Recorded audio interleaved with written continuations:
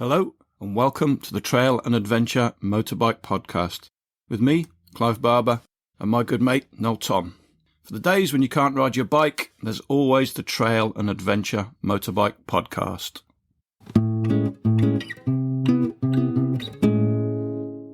Hello everybody, welcome back to a new and exciting episode. This week we are talking to Isaac Johnston.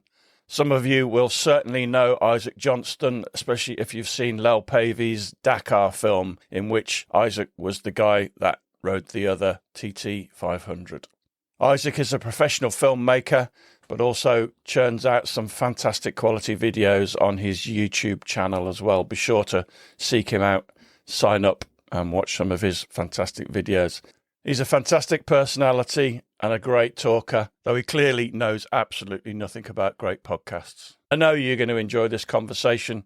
We certainly did. Right, let's get on with it. So tell me, I don't even know anything about your podcast. So maybe... What? No, I don't know anything. I'm the worst. I appreciate that you guys wanted to do this. Obviously, you know who Llewellyn is. And I meant to listen. I actually pulled it up. I was going to listen, and then I just didn't. And I thought, boy, I'm going into this blind. I don't usually do this. We are the biggest podcast in Europe.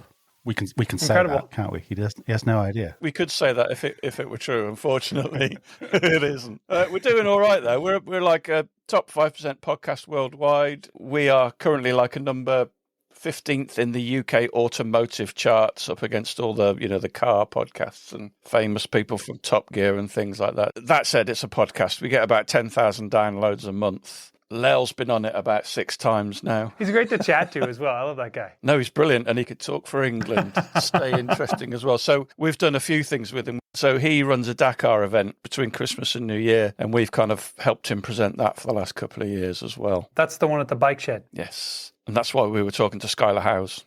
So you're telling me a US rider is one of the best riders in Dakar in a sport that no Americans know anything about. You've got 2 incredible American Dakar riders. In fact, the guy that's won it for the last couple of years, Ricky Brabeck. I thought he was Aussie. He's American? He's American, yeah. Tell me that doesn't sound like a like an Aussie name. Come over here, Brabeck. The off-road world is so diverse. Nobody knows anything about it. Like I'm really into hard enduro. Have been for the last 10 years. Like as far as a viewer, I haven't been very good at it for the last 10 years, but I am a huge viewer. And nobody knows anything about it. All of my friends who are super into Supercross, which is obviously a much bigger sport, they don't know anything about it. Like I'll give them updates and they'll be like, sorry, who? Johnny Walker? Who's that? Sorry, he hasn't won for a couple of years, so yeah, he has disappeared off the face of the earth to the regular viewer, I think. Well, it's funny because all those Brits that are really good at extreme enduro, like Johnny and like Billy, they're all from round the area that we live in, from the north. Johnny Walker's from 20 miles north of where we live, in a place called Penrith, I think he's from. You know about the Brightmore brothers? I know the name, Mitch and... Yeah, Mitch and Ashton. They're up and coming and super good. All a bunch of trials guys. You just have that kind of snotty, hard to ride terrain where if you're good in that, you're probably good in a lot of things. Trials is massive in the UK, especially in the north, again, where we are. You could do 2 trials every weekend without driving too far from your house around here. So yeah, trials is massive. And it's nice and cheap to get into as well. Where I'm from, for a long time, it was a place for poverty. It was where Montana was nice. You visited here if you had money and you lived here if you were poor. And now it's just turned into an absolute playground for billionaires. It's one of the most posh places you could ever be. But growing up, there was 2 or 3 motocross tracks within a couple hours drives, but they were never groomed. I mean, you'd come over a double and there'd just be like a drain rut. So from water, that'd be 2 feet deep and this wide. Like if you landed in that, you just break your bike. So I never rode those. And everybody around here just did trail riding because legit, the rules are, like Llewellyn was telling me that in between enduro races, they'd have like transfer sections and everybody would get pulled over by the police and get fined. Here, to this day, I can ride a trail bike on the road, pass a cop, no license, no blinkers, no nothing. And the cop won't even blink. And so from my house, I don't ride on the road at all anymore because I have gummy tires and they're expensive and they wear out. And like, if you look at them wrong, they melt. I can drive from here 2.5 miles and be right on about 180 miles of trails that go through public land, not next to any house, to the tops of 6,000 foot peaks everywhere. There's just anywhere you can do it. So for me, that was the peak experience, was just exploration riding, and not like dual sport riding either, like full on just dirt biking out in the wilderness. You break down, you've got to hike back, sometimes 50 miles if you're not careful, in like actual, like there's predators out there, like mountain lions and grizzly bears and stuff. So because of that, I never got into any sort of competitive motorcycling at all. My first race was last year. I'm 40 years old. Amazing. You didn't need to be a competitive motorcyclist to be a real enthusiast here. Montana does look absolutely amazing. I've seen the documentary with Kevin Costner on his farm, Yellowstone. Yeah, we used to love that guy. Now absolutely everybody here loathes him. He's changed the vibe of this entire state. What I find funny is we've traditionally been like timber country, but people will show up in town and they'll just be wearing like the full cowboy outfit, like trying to be authentic. And I'm like, there hasn't been big ranches here ever, and the ranchers don't dress how you're dressing. They just don't do it. You're in the wrong part of Montana. I don't know what for England it'd be like, showing up somewhere trying to look like some English lord, and we're like, you'd just be like, no, this is coal mining country. If you wanted to look authentic, wear a hard hat. Carry a chainsaw here, wear a hard hat. That would be authentic. But yeah, people love to cosplay up here as if they are some sort of legitimate blue collar, close to the earth individual. I've got friends that live in Montana. One of them's English, one of them's American. They're always camping. They're always going out camping. They've got a roof tent. I'm always struck at how casual they are about bears.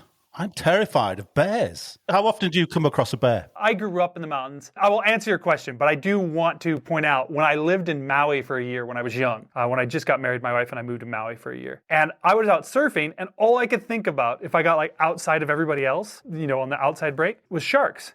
And I came in, I told a friend of mine who was Hawaiian, I was like, I don't know how you guys I'm like tense the entire time. And he's like, bruh, I can't even believe you go camping with bears.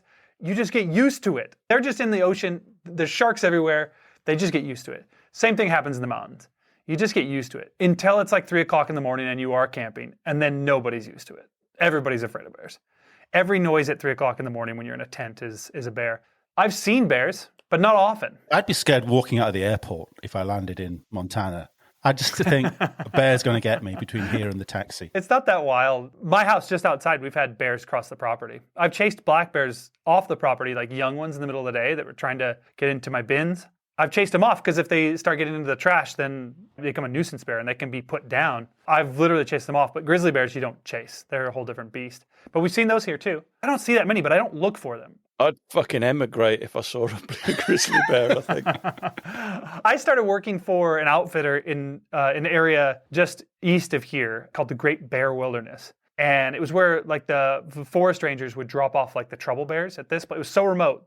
If a bear got into trouble like near a town, they would dart it, put it in a trailer, drive it 80 miles to this trailhead where I worked for this outfitter and drop it off there. There were a lot of trouble bears back there, ones that had conflicts with humans. And I started working there when I was 13. I would drive a big old truck filled with 18 horses. 13? Yeah, 13. I didn't have my license. A big stock truck. I would drive it. My brother would follow me in a regular pickup with a trailer, towing a trailer. He was 12, with all of the gear. And we would meet, the outfitter would fly in to the airport with the guests, and we would meet them in there and then unload all these horses and then hike 14 miles while leading this pack string of 18 horses, my brother behind, me in the front, into this camp and unload it and help this guy and help people go hunting, basically. Back there, you would sometimes have to do trail crew, and I didn't carry a gun or any, bear spray was not like a thing back then like it is now, and we would be hiking, and I would see, 13, I wasn't very tall. I just wasn't very tall. But even if I was tall, you would see these scratches from bears way over the bear's head on these trees, 7 or 8 feet up in the tree. I'd have a bow saw and an axe. That's it. So I'd be like 5 miles from camp, which is 14 miles from the truck, which is 80 miles from town. Just thinking, wow, this sucks. At some point, I just couldn't hold myself together. And I would just, on the way back, I would just start running. And I would just run 5 miles all the way back. Just so afraid of bears. You live in that environment long enough, and it's like riding motorcycles. You hit your first jump, you're so tense, you're so scared. But, by your 200th jump, it's no big deal. Well, that's not a crazy comparison, is it, really? Because I was going to say, we don't have any kind of wildlife threat like that at all, do we, in the UK, really? And yet people probably do look at us that don't ride bikes and think, that's a crazy thing to do. You're going to kill yourself. You become blind. I can see now how you become blind to the danger of that. Like I said, you're totally blind to the danger of bears until it's dark, 3 o'clock at night. You're in a tent that's, made of butterfly wings, and you hear a noise outside. And then your mind is like, guess what's out there? The meanest, scariest thing you've ever seen is about to eat you. I don't care how cool you are. That happens. We'll be back after a quick break.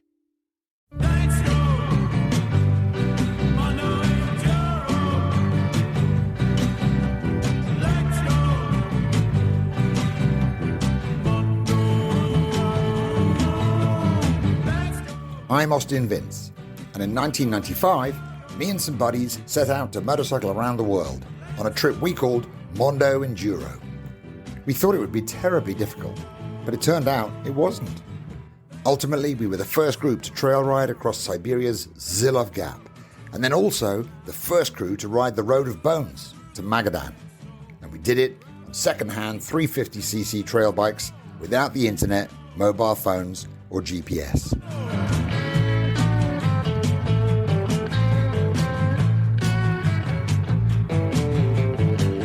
Motorcycling around the world was the defining experience of my life, and I knew I wanted to share that fun. So now I teach the DIY lo-fi Mondo ethos by taking people on miniature expeditions in the Spanish Pyrenees. If you think that sounds like fun, you'd be right. So come on.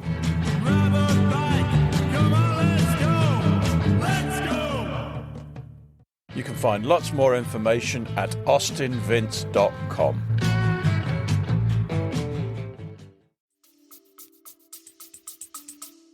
Wow. I thought this podcast might be quite good. Press record. Let's record some of this. We haven't even asked any questions yet. It's brilliant.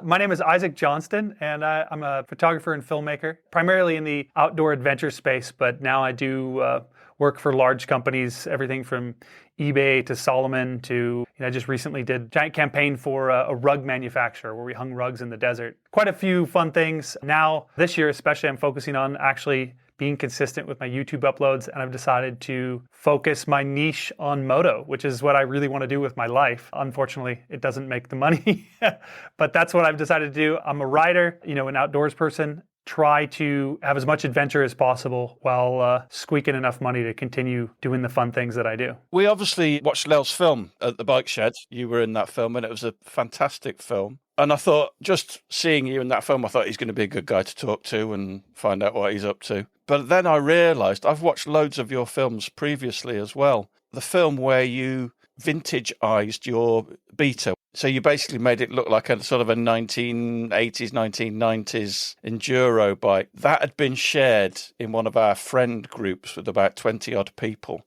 And we'd all watched that. And at least 4 of those people have actually done that exact same thing that you did. That's awesome. That's good to know, because I had wished that there was a YouTube video that showed that, changing the cosmetics of your bike to look vintage on a buck. Because everybody else would do this full build with welding and grinding and stuff. And I have those tools, but I don't have the know-how.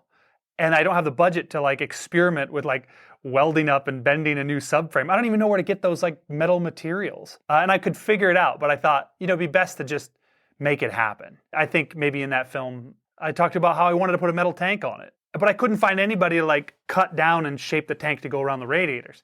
But that's kind of my MO, is I just don't let my lack of knowledge or skill get in the way of me doing the things that I want. So yeah, I just built this Beta, did a bunch of I call it Google foo, and found a bunch of old parts that were still manufactured and stuck them on this modern bike. It kind of worked.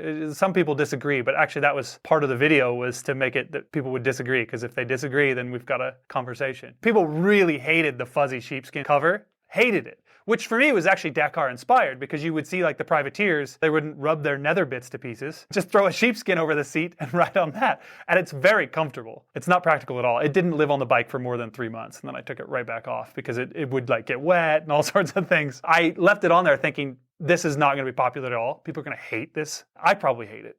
But if I put it on there, then at least people are going to tell me they hate it, and maybe that'll be something. But that film, it's funny that you said it shared. I shared it to crickets, 500 views, then like 3-4 months later, 600 views, then a year later, like 6,000 views. And then all of a sudden, maybe you guys, maybe you're the ones who shared it. Just popped, got over 100,000 views. I do love that about YouTube, how that works. Let's go back a little bit. Montana, in all of your films, and Montana, for everything I know about and everything I see about it, looks amazing. I'd love to understand a little bit more about your childhood, because you grew up in Montana, right? I've seen a painting of your parents' house that they lived in for 30-odd years. What was it like growing up in Montana? That's the best place in the world to grow up. Even before I grew up here, I felt very comfortable growing up here, because part of that was because my great-grandparents actually moved here just south of here in 1910 and homesteaded here. So really a lot of history. I'm fourth generation, my kids are fifth generation.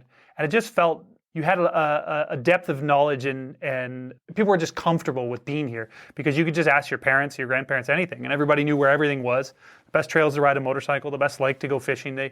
I think it's a very European feel, actually. Like a lot of European and like British people have been in the same spot for generations, but in America, that's just not true. Especially now in Montana, you can't really meet somebody who's lived here for more than 10 years because so many people have moved in. So I felt very comfortable, but I grew up extremely poor. I grew up on a farm. My parents did everything they could to buy that farm, but there just wasn't any industry here other than timber, and that was difficult to get into. I think my dad would have like sometimes 3 jobs at a time just to make ends meet, and we had 6 kids in our family. So I had 5 brothers and sisters, goats, pigs, chickens, everything. 5 acres surrounded by several thousand acres of just farmland. It was free roam. You could do whatever you wanted. My brother and I, we had horses. We would ride from my parents' house 16 miles just through fields, straight up into the mountains. Nobody stopping you. There was no development at that point. There was no houses. You could just go anywhere. It was a great place for a kid to think that everything was possible and that you could go anywhere and do anything. Straight away, I started working for an outfitter when I was 10 years old, and by 13, I was going into... You're going to have to tell us what an outfitter is. I guess that's not even a very common term around here. It's somebody who will take you into the backcountry and guide you into the backcountry. Usually wealthy people want to go on fishing or hunting trips. And so I started working for him, helping him do that. And what that gave me was really great access into the wilderness for no money, for just the work that I was doing.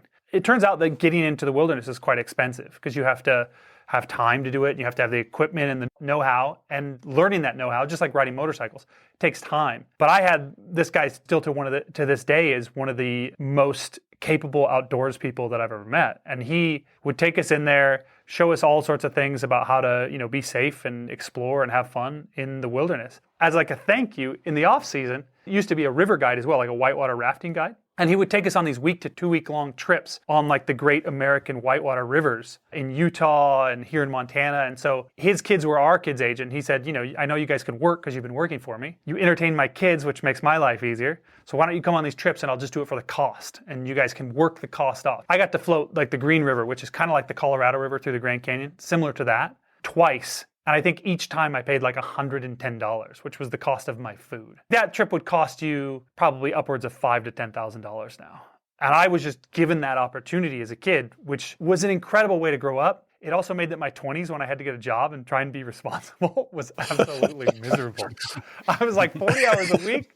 This is what people do? There's no adventure here? This is the worst. I hated my 20s. Like I was quite depressed because, I went from just like solid adventure to, solid work and for a buck. And I was like, money sucks. What did you fall into in your 20s? Everything. I tried a bit of everything. My dad was like, you should try sales. You should try something with your mind. But, around here, construction was like a thing. So I ended up doing a lot of construction. I worked at a bike dealership, actually. I could only sell dirt bikes, which have no margin because that's all I cared about. It was a Yamaha dealership. And at that time, Yamaha was trying to make basically a Harley Davidson. I didn't think Harleys were cool, but I certainly thought that Yamaha Harleys were absolutely terrible. So I never sold one. And that's where the margin was. And the boss would come in and be like, you have to sell those, the Windstars or whatever they were called. And I was like, I can't, dude, they suck.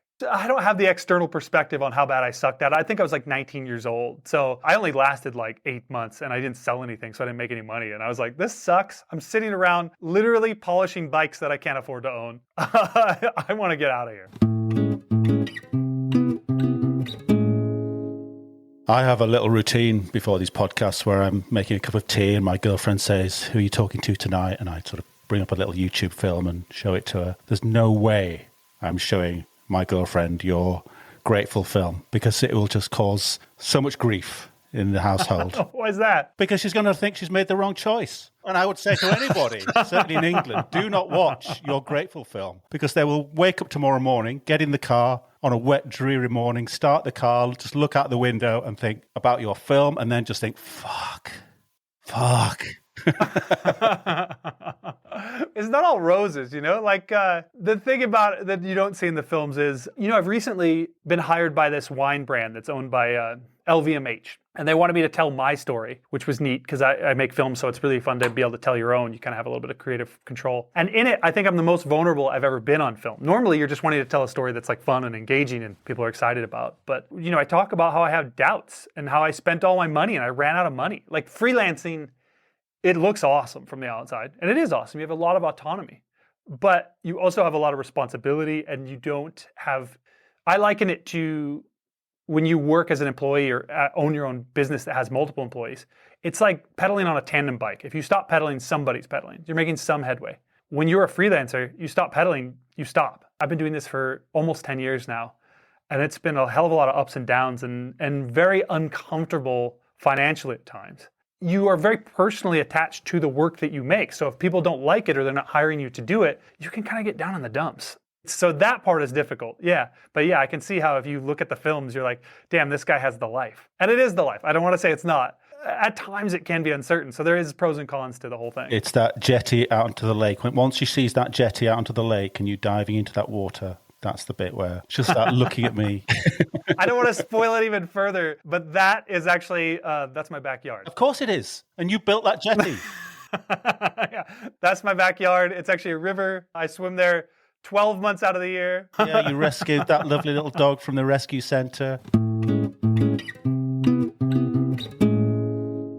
You do seem to have a very positive attitude towards life. That's a decision that helps you stay mentally healthy by the sound of things. Yeah, it's definitely a battle. I generally try and be a positive individual. I'm pretty even-keeled, but there are times, you know, where things kind of get the best of you. I mean, I think that happens to everybody. I've actually recently hired a life coach because I want to be even more positive and more kind of intentional with my life. I was going to ask you to be my life coach. You're wearing him out. The guy who's my life coach makes me look like I'm not very positive at all, actually. He sounds fucking annoying.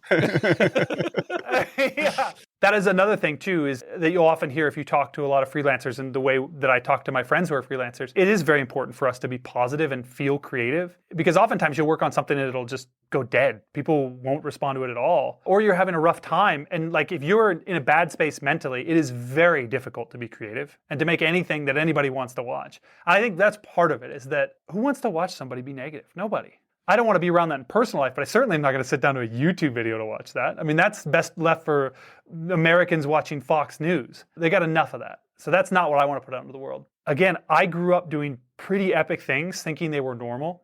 And having the people around me that were teaching me this, like the guy I worked for, you know, my uncles or my brother, who's also an incredible outdoors person, always telling me that it's very attainable. This is really easy. It'll be really fun. Never coming from the other direction of it, which is that this is epic and it's so hardcore and look how cool we are. It was never that. So that's kind of the perspective that I always have is let's go do epic shit, but let's make it feel attainable. Let's make people watch this and go, hell yeah, I want to do that. And there's no reason I can't. If this guy can do it, I can.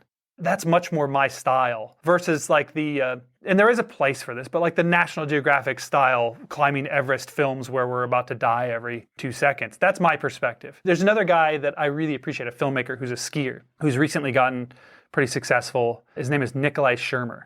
And he makes these ski films. And ski films have always been like this thing of like, look how badass we are. Look at these awesome lines we get to ski. Isn't it epic and hardcore? And he looked at that and said, well, it looks like the progression of skiing is actually coming to there's only so high we can jump and how many spins we can do.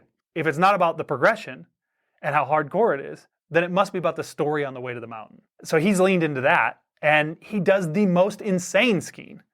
And he makes it seem like it's just a good time with his buddies and he films it in such a beautiful way. So he makes like 12 beautiful ski films a year while like production companies are making one hardcore ski film a year.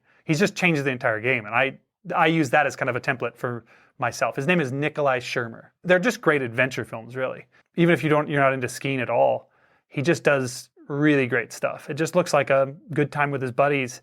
And he does such hardcore stuff that you don't need to play into the intense nature of it. You can play into this is how it felt, this is why I was doing it. It's really a fun time, because that's really what it is. Unless you're just a really stuffy individual, then maybe you are thinking of everything hardcore. That reminds me a little bit of the fact that, I watched your take on the Dakar film. Not really your take on the Dakar film, but you're sort of almost... You think it was better than Lel's actual Dakar film? Can I say that? He'll never invite me on anything ever again. I enjoyed it a lot. Let me put it that way. I enjoyed it a lot. It was so good. Well, I appreciate that.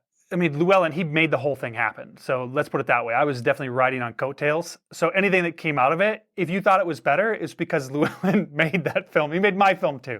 Yeah, he's just really good at what he does. And he has a different perspective than me. And he has a different way of being on camera than I do. It's just different. But I really like his film. But I got to use all of the footage from his film for my film. So that's what makes it so good is, the filmmaker, George Marshall, that he hired is really, really insanely good. Llewellyn did a lot of the filming. And I did like the bits that look like they're done on a phone. That's what I did. I just did them on the phone, talked to the phone. I've decided that for my stuff on YouTube anyway, I spend, as a commercial filmmaker, I spend all this time, huge amounts of money, hundreds of thousands of dollars making client films, and nobody watches them. But the clients are happy, and they pay me lots of money to do it.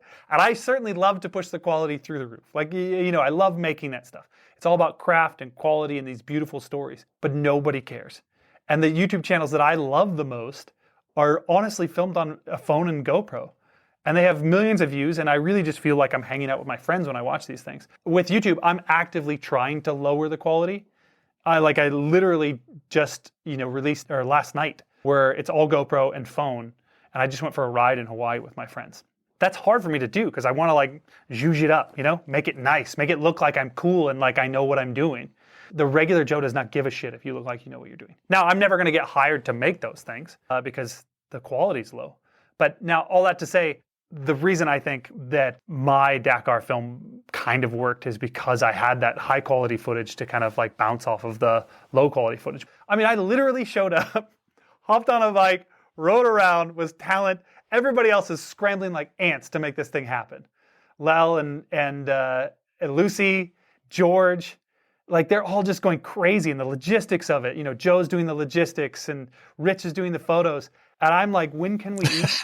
And are we going to be done before dark? I was really, genuinely put out that I wasn't asked to go on that trip. Genuinely. And because I only really saw it happening. I knew it was coming up, but I saw it happening on Joe's Instagram account probably. But then when I saw the film and saw what everybody went through and just what it was like, and saw you riding, I realised, yes, of course, I wasn't asked to do it. But I was very envious of it. Very envious of you hanging out with Lel. Very envious of you hanging out with Joe. Joe's one of our favourite people. Yeah, Joe's great, isn't he? What a guy. Very understated in a British way. The guy is so capable. Probably could kill you seven different ways, immediately. Yeah, he acts like he's a cast member of the British Office. He's just so chill about it. You're like, is this guy capable at all? And then he's just such a silent power, that guy. He's so fun to be around.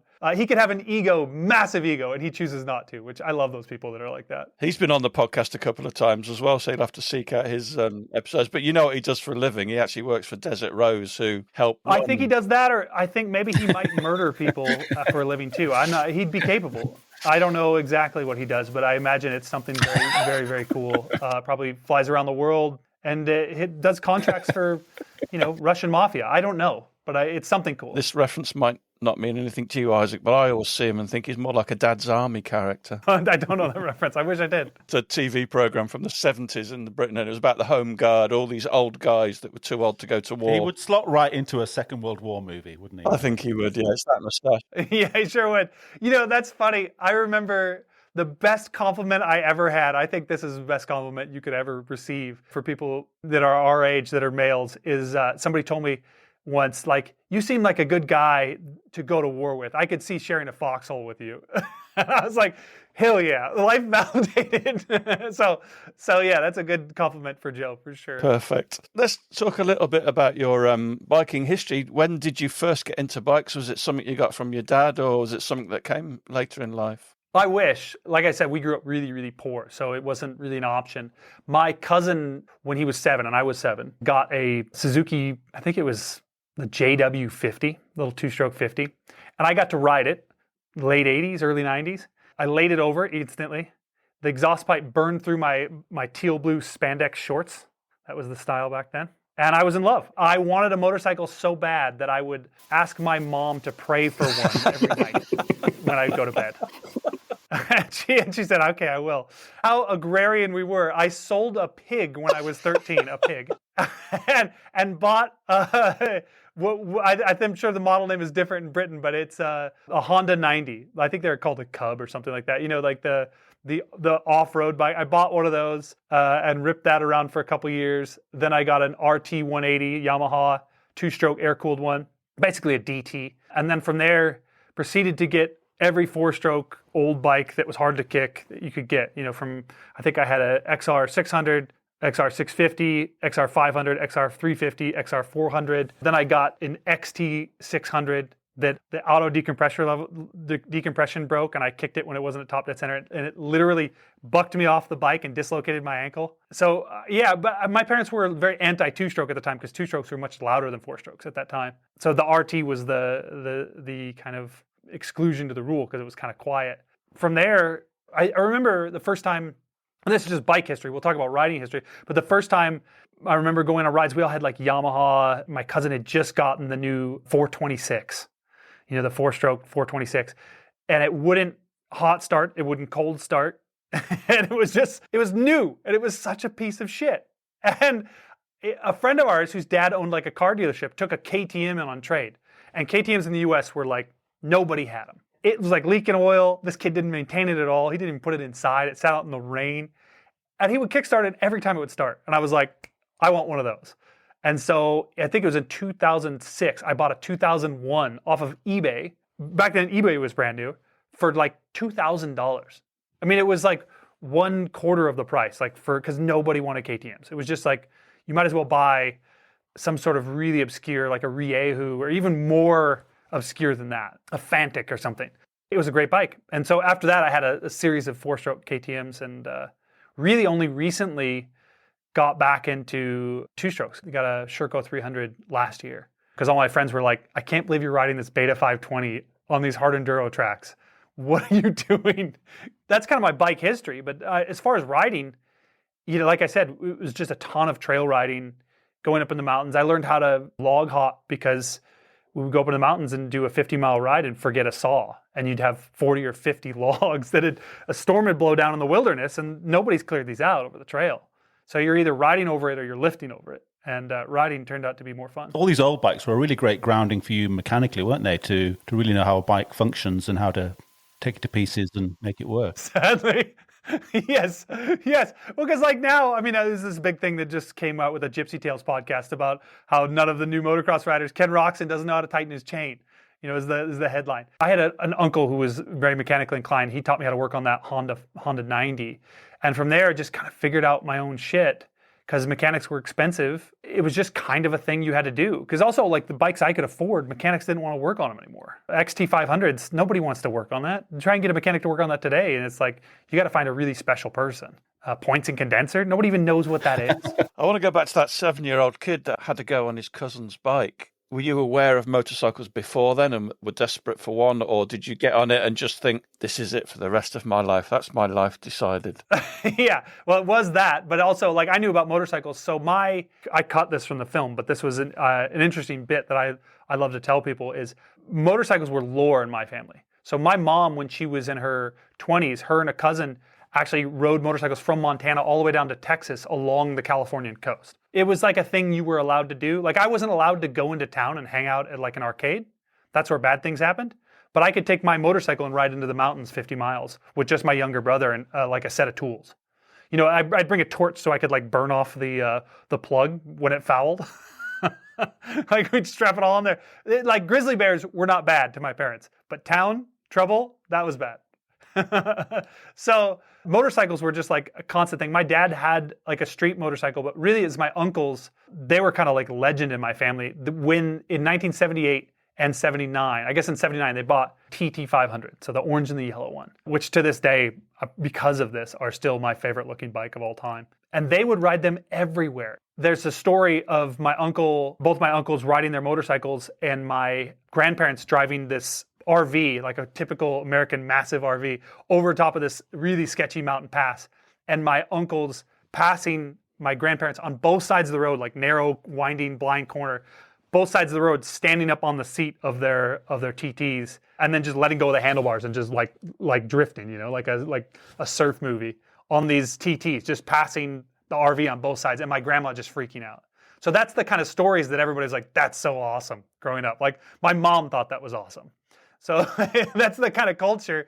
And so that's the stories I'm hearing. And then I get to ride this little 50 and yeah, of course, insanely into it. It's like a realization of a story that I'd already been telling myself. I thought it was interesting at the beginning of your beta film that you sort of point out that, yeah, these old bikes are great, but out of all the ones that you've got, if you've got three, only one of them is working at any given time. Yeah, it's absolutely still the story in my garage. I've only got 2 vintage bikes in there right now, and only one of them works, It's like a 50-50 shot. Tell me you've still got the PE 250. I do have the PE 250. Actually, funny enough, that one is slated to be a video coming up, hopefully this summer, where I'm going to actually finally give it the love it deserves. So we'll give it a soft restore. Again, it'll be an Isaac restore, which is going to dissatisfy a lot of people, probably be kind of a bit hodgepodge. But be very rideable. The PE, that's not the Husqvarna, is it? That's the 1977 79.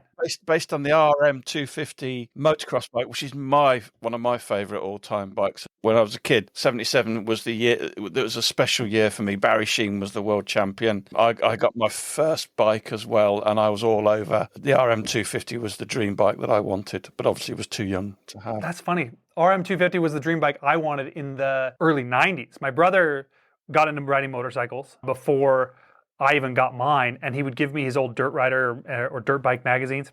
And that's when they had that RMX, it was a 93, I think, the RMX 250 that had the purple giraffe print and the hot pink. And it's still to this day, it's one of the ugliest and most beautiful bikes I've ever seen. For me, like the Suzuki was the one, because I'd read all the shootouts, and there was a period where the Suzukis were good. I think all bikes were shit back then. I think it was from 80 to 83, I had in my garage an IT 465, an IT 250, another IT 250, and a IT 175, all in my garage. That's the Yamahas, aren't they? Yamaha Enduro. Right? Yeah, and those things just run. I love these old vintage bikes, but what I really love is riding them. The way to my heart is to be a good rideable bike. And that's why the PE stays, because actually I paid $100 for that thing. Replaced the crank seals, and it ran for like 3 years and then lost spark, and I haven't fixed it since, but it'll always stay in the garage because, $100, like you can spend that at Amazon. And is Montana littered with wonderful barn finds like that? Yeah, kind of. There's not the hot moto culture up here that has like the Southern California culture that people snatch those up and put them in museums. They bought them all so they could trail ride in the 70s and 80s, but Llewellyn still to this day cannot believe that I can go out. I just saw an XR 350 in 84 for $1,000. There's another one that I just saw on Facebook Marketplace, in 1980 XT500 for $1,400. We got our Honda CR250M, the original Elsinore. There is a company bringing bikes like that over from the States. $500 purchases here. Unreal. Could be a business there importing them into the UK, because XTs, $5,500 minimum. It could be, or we could just let them exist in the barn as mythical creatures. We don't need to scare them out of the seaweed, The ocean is less interesting now that we know what's in it. It's like the barns of Montana are more interesting if we just let these barn finds be mythical creatures. I like the idea, but I'd rather have one in my garage. The funny part is when COVID happened, I'd like to do something. And I also, have a little bit of cash. I should probably just take this cash out, but I don't want to do nothing with it. And I just I went on a little bit of a spree. I think I bought, within the span of 2 years, 12 or 15 vintage bikes and kind of did soft restores on them and then resold them. During that time, buying vintage bikes was insane. Like the prices of bikes went from like what I'm talking about, which is where they're at now, $1,000 to $1,400, to like $5,000. And so I made all kinds of money just flipping vintage bikes. And I did it until there wasn't any money left in it. But it was really fun. But it was nice to own them and have them and ride them. But they're not as fun to keep. They're more fun to have. It's more of the realization of owning this thing and saying you've had one that's more fun than actually having them sit in your garage, because you can only ride one at a time, it turns out. I had a few bikes delivered during COVID times, and I asked the guy as we were coming out of it, and I said, is it a busy time for you? And he said he'd never been busier, because everyone was just sat at home, tapping away, looking for bikes, yeah. Buying bikes. We had all sorts of government money too, so everybody was spending that on the toy they always wanted but couldn't afford. Is there anything that you really regret selling? I've sold that Beta 520. It was getting up there in hours and in miles. But God, that was a fun bike. Power-wise, I don't know what the numbers actually look like, but I rode it back-to-back with a same year KTM 530, and it was so much more powerful and fun, and it had an Akrapovic on it. It sounds really just mean and aggressive. It had all the thrills that you want out of a bike. It was really great, and it'd go 85, 90 miles an hour wide open on a dirt road. It was just like full thrills, and I'll always regret selling that bike, always. But it just, it was also a race bike, and it had north of 3,000 miles on it. So it was like a ticking time bomb.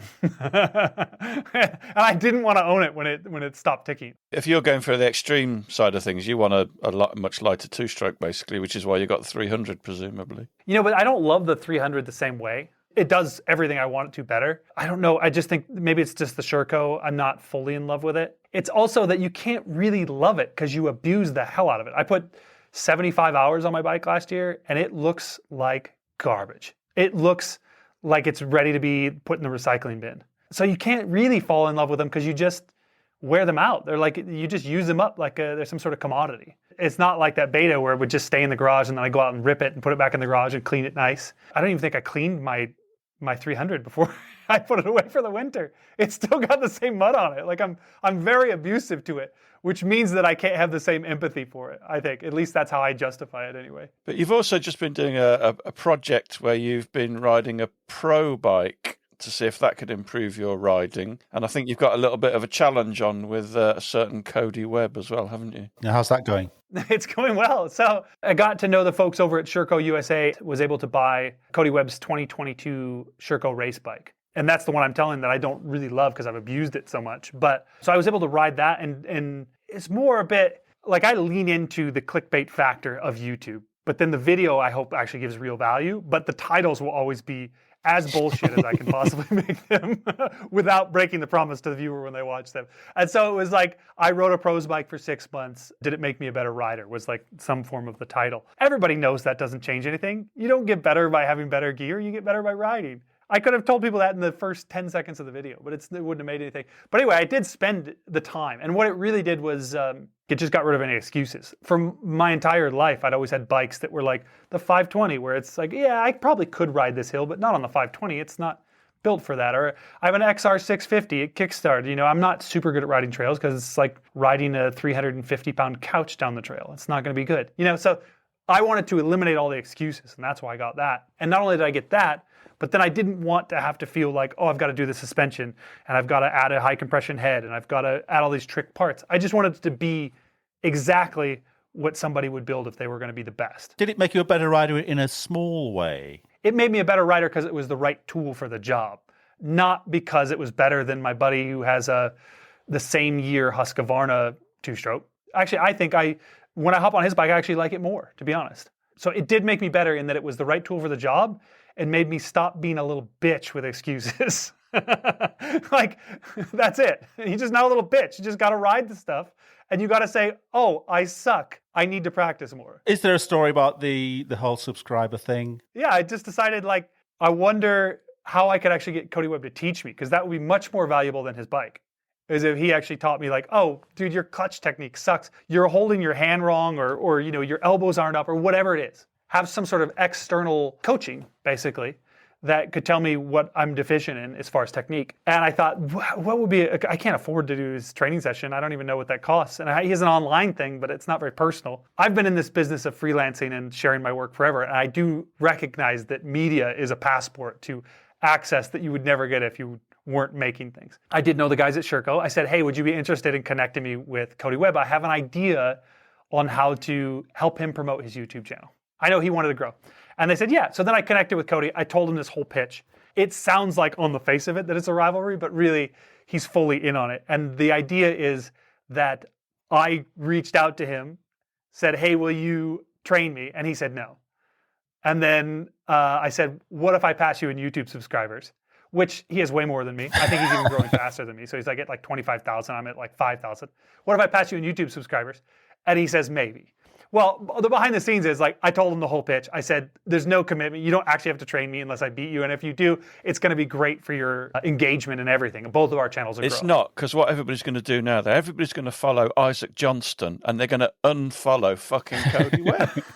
I would love it if they were unfollowing him, but the evidence suggests that they're actually just going straight to his channel. I think since we've started this, he's grown by like 3,000 followers and I've grown by like 800. We're digging a hole. It's just not getting very big on my side. The idea is just, look, it's playful. I want to be more integrated into the moto culture in the United States. I want to know more people in it. And it was a way to kind of just bridge build, and also some friendly competition and rivalry is going on. So I'll occasionally tag him on Instagram with a post when I'm doing really well. And then he's nice enough to share that. And then his followers follow me because he's sharing that I'm trying to beat him. I've spent a long time in the media marketing business. And it's not what everybody says it is.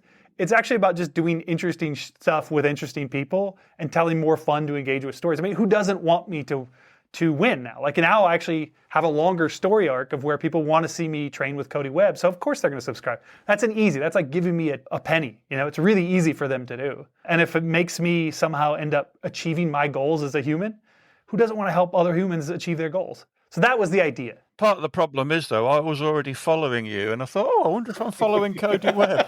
So I'm now subscribed to both, so it's like I didn't do any good. We sort of had the opposite experience of this, Clive. Do you remember that we were once having dinner? This sounds way better than it actually is. We were once found ourselves accidentally sat having dinner with Graham Jarvis, and he said to us, wouldn't it be quite funny if I took two complete novices and trained them to do the Erzberg? Then it was Romaniacs. He suggested the bronze level at Romaniacs. Rather than bite his hand off, we kind of, I don't know.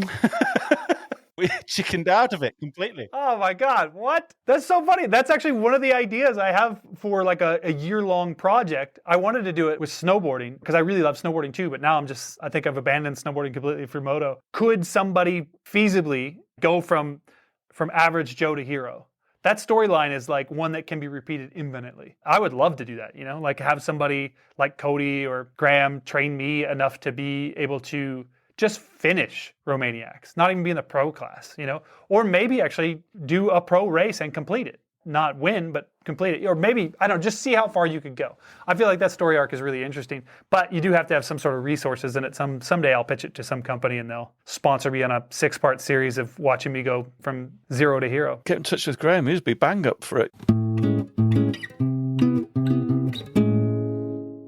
I was going to talk about extreme enduro because I know that's what you're into, and just the thought of doing the trails round our way, some of them can be quite tricky. You know, you can go to Wales and they're quite difficult, but fairly doable. The odd difficult trail's quite a good laugh. You get to the top and you think, yeah, I did that. I can fucking ride. I'm really good at this. But the thought of doing it for like 8 hours solid, fuck that.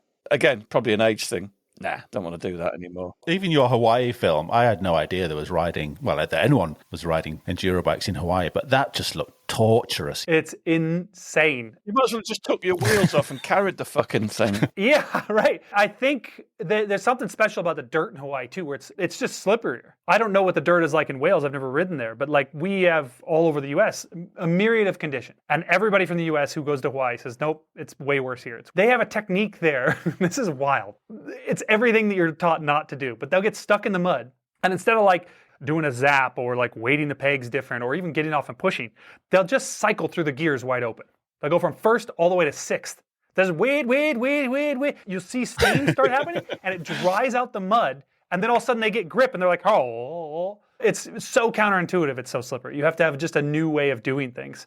Hard enduro, I think it plays to my strengths. And by my strengths, the one strength I have, which is my ability to suffer and still have a fun time. That's it. I'm not a great rider. I'm not fast. I'm actually very, very slow. For me, if you put me in a regular enduro, I would lose and I would have an okay time and I'd be afraid of crashing the entire time. You put me in a hard enduro, I'm going to lay over my bike at walking pace 1,000 times and have to pick it back up. And I'm like, that's the way my body's built. I'm like built pretty thick. I can lift things up that are heavy. I can go really slow.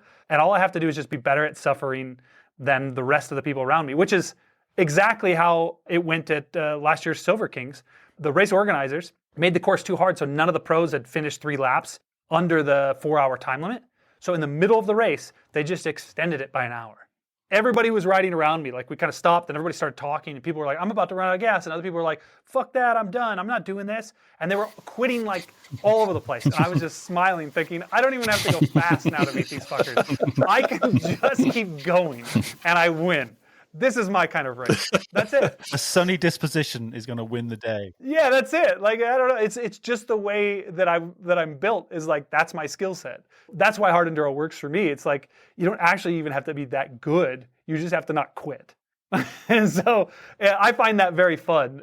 I also really love to watch my friends crash and not get hurt, which is, that hard enduro is perfect for that, because they're just crashing all over the place.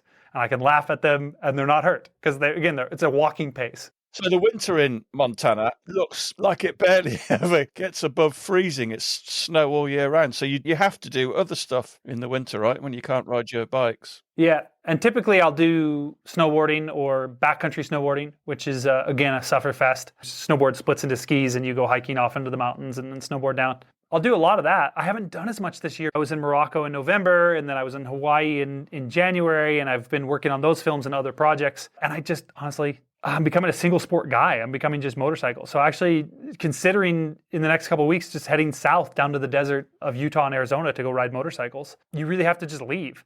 However, you can put studs on your motorcycle, and when there's low amounts of snow, people do that. They ride around. I haven't done that until last week. I'm actually doing a project with Zero Motorcycles, the electric motorcycle brand, and they wanted to send me a bike. It's a commercial project for them. And I said, yeah, great, except for what you said.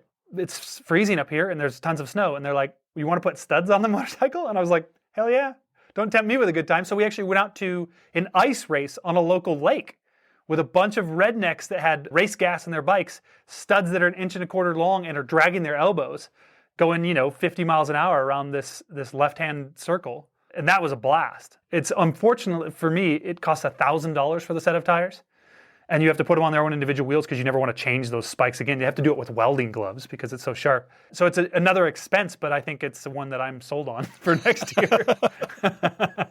Unfortunately, I've been swayed again to buy another motorcycle product. You've done snow biking as well, haven't you? I have. Snow biking is insane. That'll be next year for sure. I'll be doing that a lot. Snow biking is a fantastic. It's not actually that similar to riding motorcycles. It's easier. You don't fall over as much. This is a rear track on a... Yeah, track and a ski on the front. It's one of those things that you should never do unless you always want to do it for the rest of your life, because it's that fun. On a motorcycle, you have to stay on the track. And if you don't, somebody's going to be mad that you left tracks through your field or in their forest, or it's just not passable, right? Like, you need a trail because there's just brush and trees and rocks and things that you can't ride over on a motorcycle. But on a snow bike, you can go anywhere.